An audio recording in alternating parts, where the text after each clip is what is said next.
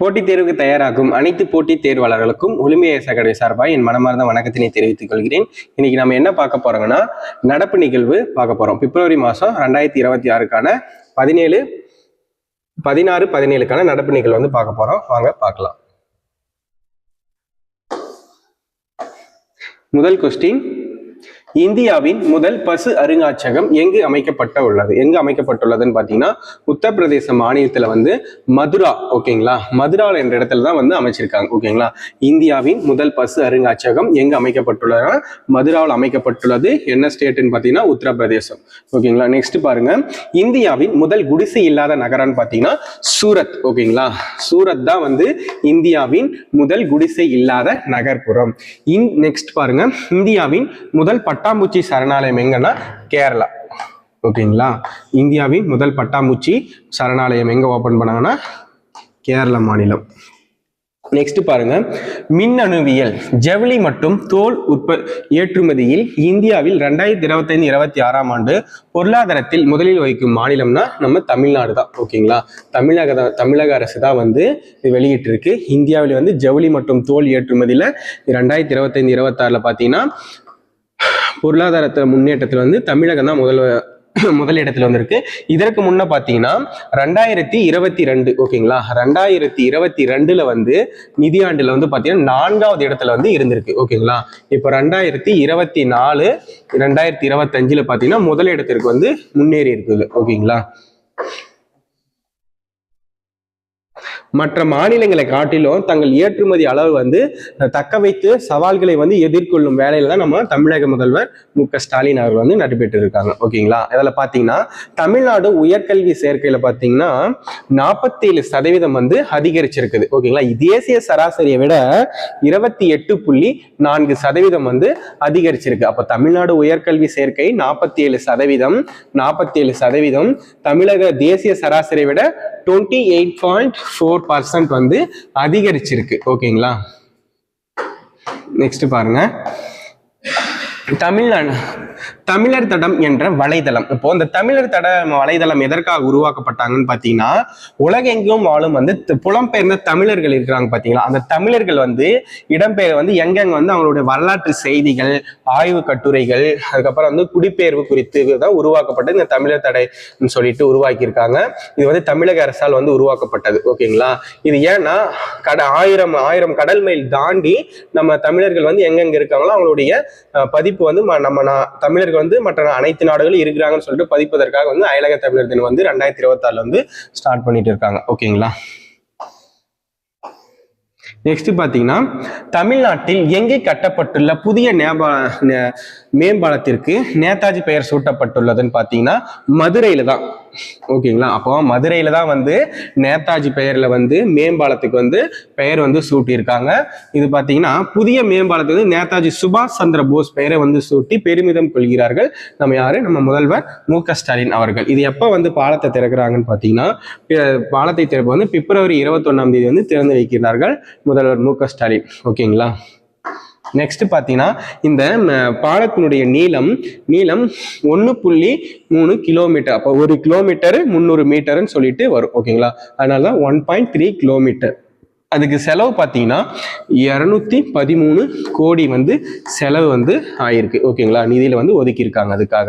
Next 2025-2026 ஆண்டுக்கான தமிழ்நாட்டில் வந்து இடைக்கால நிதிநிலை அறிக்கையை வந்து தாக்கல் செய்தவர் யாருன்னா தமிழகத்தை நிதித்துறை அமைச்சர் யாரா இருக்குன்னா தங்கம் தென்னரசு அவர்கள் தான். ஓகேங்களா, பிப்ரவரி 14 வந்து வெளியிட்டு இருக்காங்க இடைக்கால வேளாண்மை நிதிநிலையை பற்றி.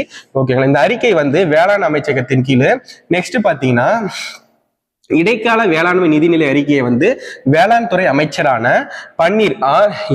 பன்னீர்செல்வம் தான் வந்து தாக்கல் செய்துள்ளாங்க. ஓகேங்களா, நெக்ஸ்ட் பாருங்க, தமிழ்நாட்டின் பொருளாதார ஆய்வறிக்கையை 2025-26 வந்து வெளியிட்டது யாருன்னா தமிழக முதல்வர் வந்து திரு மு.க. ஸ்டாலின் அவர்கள் தான் வெளியிட்டிருக்காங்க. அதுல வந்து தமிழக பொருளாதார ஆய்வறிக்கையில பாத்தீங்கன்னா ஒரு சில வந்து முக்கியமானதெல்லாம் சொல்லியிருக்காங்க. வாங்க பார்க்கலாம். தமிழ்நாட்டுல பொருளாதார வளர்ச்சி பாத்தீங்கன்னா 1.19% வந்து வளர்ச்சி பெற்றிருக்கு. ஓகேங்களா? அப்போ 2024 வந்து பாத்தீங்கன்னா 25% வந்து இன்னையோட இப்போ வந்து 1.5% 1.19% வந்து அதிகரிச்சிருக்குன்னு சொல்றாங்க.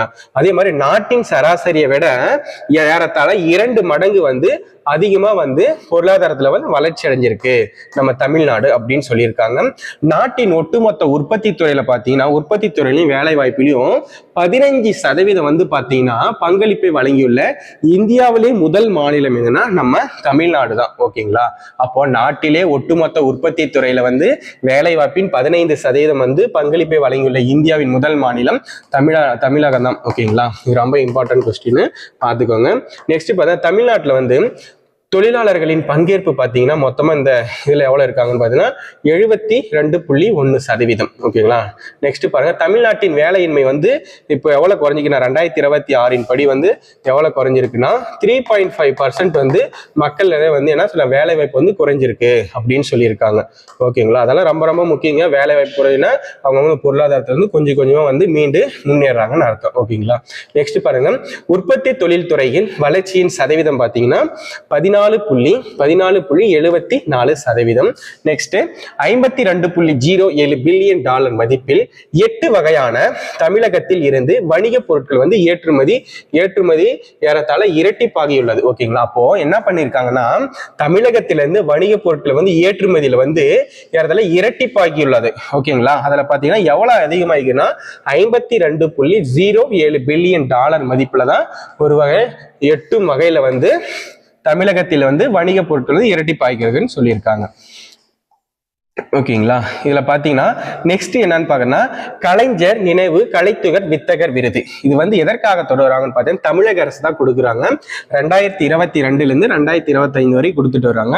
இது எதற்காகனா நல்ல வந்து திரைப்படங்களை நடிகை இது இருந்துட்டு இருக்காங்க, நீண்ட காலமா இருக்கிறவங்களுக்காகவும், அதுக்காக வந்து நிறைய வந்து முன்னாள் வந்து நீண்ட காலம் வந்து இருக்கிறவங்களுக்கும், அதே மாதிரி பாத்தீங்கன்னா 2022 இருந்து இது கொடுக்குறாங்க இந்த கலைத்துறை வித்தக விருது. இந்த கலைத்துறை வித்தக விருது 2022 இருந்து கொடுக்குறாங்க. ஓகேங்களா? இப்ப யாருக்கு கொடுத்துக்கிறாங்க பாத்தீங்கன்னா தமிழக வளர்ச்சி மற்றும் செய்தித்துறை சார்பில் பழம்பெரும் நடிகை M.N. ராஜன் அவர்களுக்கும், யாரு M.N. ராஜன் அவர்களுக்கு வந்து 2024 ஆண்டு தந்திருக்காங்க. ஓகேங்களா? மூத்த திரைப்பட இயக்குனர் திரு S.P. முத்துராமன் அவர்களுக்கு வந்து 2025 ஆண்டு இந்த கலைஞர் நினைவு கலைத்துறை வித்தகர் விருது வந்து கொடுக்குறாங்க. யார் கொடுக்குறாங்கன்னு பாத்தீங்கன்னா தமிழக முதல்வர் திரு மு.க. ஸ்டாலின் அவர்கள் வந்து கொடுக்குறாங்க. ஓகேங்களா? இந்த 2025 கலைத்துறை வித்தகர் வந்து யாருன்னா SP முத்துராமன் கொடுத்தாங்கல்ல, அவங்க வந்து பாத்தீங்கன்னா வாழ்நாள் சாதனையாளர்களை வந்து அங்கீகரிப்பதை வந்து தெரிவிக்கும் வகையில தான் தமிழக அரசு வந்து 2022 இருந்து கொடுக்கறதுக்கு வந்து இந்த கலைத்துறை வித்தகர் வந்து கலைஞர் கலைத்துறை வித்தகர் வந்து கொடுத்துட்டு வராங்க. ஓகேங்களா? அப்படி பாத்தீங்கன்னா நம்மளுக்கு 10 லட்சம் வந்து ரொக்க பணமா வந்து சான்றிதழை அளிக்கிறாங்க.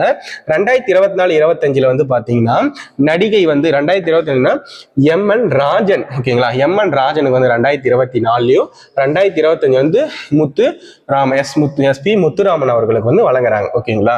2023 பாத்தீங்கன்னா சுசீலா மற்றும் மேத்தா அவர்களுக்கு வந்து வழங்குறாங்க. 2022 ஆரூர் தாஸ் அவர்களுக்கு வந்து வழங்குறாங்க. ஓகேங்களா? அதுல பாத்தீங்கன்னா நெக்ஸ்ட் கலைத்துறை வித்தகர் பாத்தீங்கன்னா முன்னாள் முதல்வர் கலைஞர் மு. கருணாநிதியின் நூற்றாண்டு நினைவாக திரைப்படத்துறை கலைஞர்களுக்கு கலைஞர்களை கௌரவிக்க. ஓகேவா? திரைப்படத்துறை வந்து கலைஞர்கள் இருக்குன்னா அந்த கலைஞர்களுக்காக வந்து கௌரவிப்பதற்காக வந்துதான் இந்த திரைப்பட கலைத்துறை வித்தகர் விருது 2022 முதல் வந்து தமிழக முதல்வர் மு.க. ஸ்டாலின் அவர்களால் வந்து வழங்கப்பட்டு வருகிறது. ஓகேங்களா? நெக்ஸ்ட் பாருங்க, டெல்லியில் நடைபெற்ற AI உச்சி மாநாட்டை தொடங்கி வைத்தவர் யாருன்னா நம்ம திரு நரேந்திர மோடி தான். அந்த உச்சி மாநாடு வந்து இதுக்கு முன்ன வீடியோலயே நான் சொல்லியிருக்குவேன். உச்சி மாநாடு இதுக்கு முன்னே எங்க நடைபெற்றுச்சுன்னு சொல்லிட்டு, எங்க நடைபெற்றுச்சுன்னு பாத்தீங்கன்னா டெல்லி. ஓகேங்களா? டெல்லி நடைபெற்றுச்சு. அதுக்கு தலைமை தாழ்ந்து பிரதமர் நரேந்திர மோடி அவர்கள். ஓகேங்களா? அதனுடைய கருப்பொருள் என்ன சொல்லியிருக்காங்கன்னா அனைவருக்கும் நலன் மற்றும் அனைவருக்கும் மகிழ்ச்சி என்ற கருப்பொருள் தான் அந்த AI உச்சி மாநாட்டினுடைய தொடங்கி வைத்தார். ஓகேங்களா?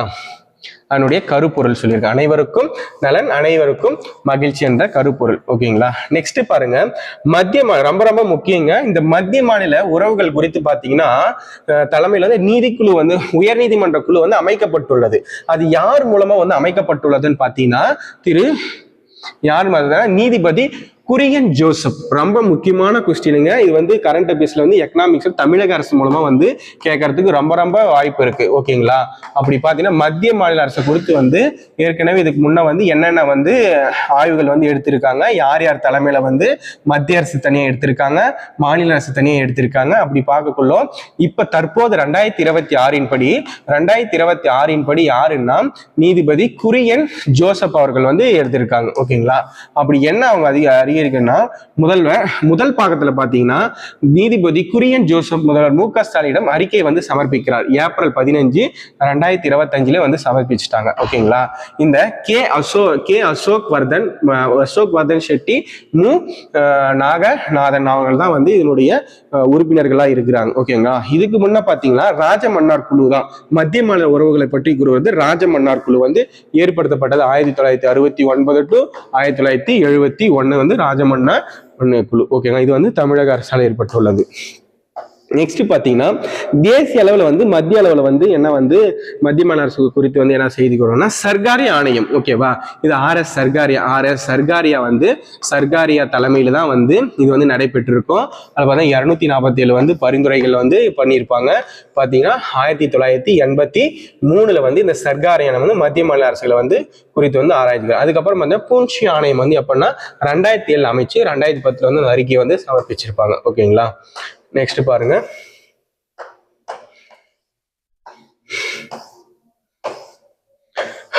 ஓகேங்க, அவ்வளவுதான், இதோட முடிஞ்சிருச்சு.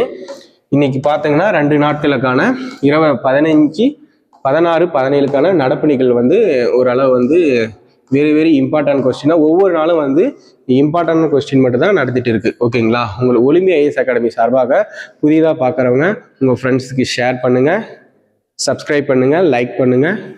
நன்றி, வணக்கம்.